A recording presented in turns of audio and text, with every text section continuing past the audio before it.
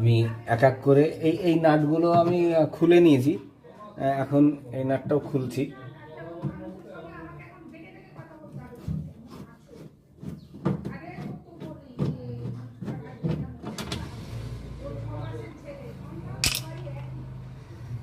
এটা আপনার oil tray, এটা খুলছি, ঠিক আছে। এই যে অয়েল ট্রে, এর মধ্যে দেখেন কীরকম কাঁচরা জমেছে, এই দেখেন। এগুলো সব সার্ভিস করে দেবো। প্রথমে নাটগুলো খুলে নিই এক এক করে।